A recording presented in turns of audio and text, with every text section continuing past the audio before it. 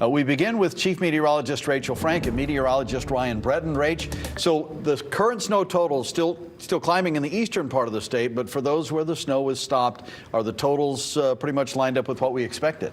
Yes, much less, dramatically less in western Connecticut. Meantime, we've got a lot of towns in the 20-plus club now in eastern Connecticut. So this was a very impressive storm, depending on where you are located. It's all about location, location, location with this one. Now here's the storm continuing to rapidly drop in pressure, moving into the Canadian Maritimes and taking some of the snow along with it, although it's certainly taking its sweet old time getting out of here. Let's take a look. It's still snowing right now and snowing at a pretty good clip from Old Saybrook up through East Haddam, Higganum. Thank you, eWeather, for checking in, saying it's still snowing pretty well right now. And that continues all the way up through the Hartford area, Newington, Bloomfield still seeing a bit of snow all the way up through Windsor Locks, and a very heavy snow band just starting to let up right now for Groton, New London. It's continuing though for Plainfield all the way up through Killingly and the quiet corner here in Putnam. Look at this. This is the 20-plus club.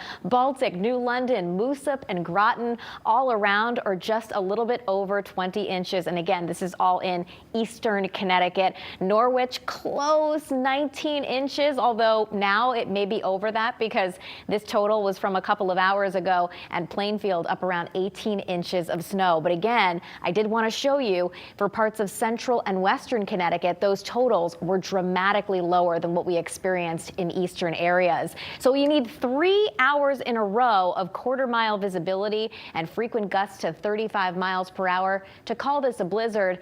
We did that not for 3 hours, but for 8 hours at Groton, New London. So very impressive storm indeed. And again, the first blizzard warning in 4 years for the entire state. Now, taking a look at the winds, the worst is over for most of us. Still strong winds for Bridgeport, 43 miles per hour. But here's a look at gusts, and they're certainly starting to come down. And I think that will be the case as we head throughout the next several hours or so. It won't be like flipping a switch. Okay, all of a sudden at 8 o'clock, it won't be windy anymore.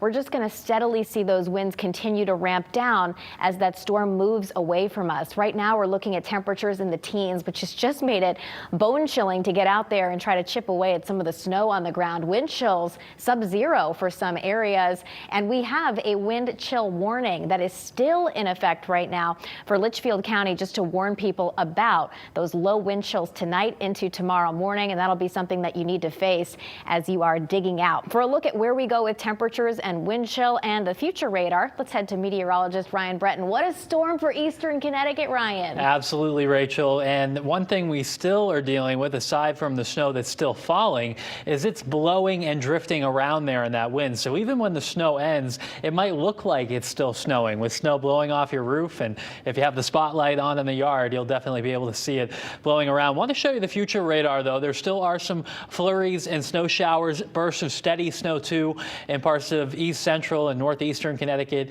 as we go through the next few hours. I think by 10 o'clock, though, almost everybody down to just some flurries, if not completely dry. But look at those temperatures overnight tonight. It is very cold. We'll have lows in the teens, maybe at the shoreline, but most of us in the single numbers for teens overnight tonight. Plenty of sunshine tomorrow. It will be a cold day. It will be a little breezy in the morning. In the afternoon, the wind will lighten up a little bit, and it should be good for cleanup at that point for tomorrow. So overnight tonight, we have temperatures that will dip into the single digits. But again, the blowing and drifting snow will continue as we have gusty winds, certainly for the next few hours. Tomorrow, bright but cold, and there may be some slick spots in the morning. The high gets up to 25, but given there will be that drifting and blowing all night long, even roads that have been plowed may have some snow that blows back onto them. So just want to show you the trend here in the winds. You can see it does decrease overnight, and by morning it's still a little breezy, but certainly not as gusty as it is now. So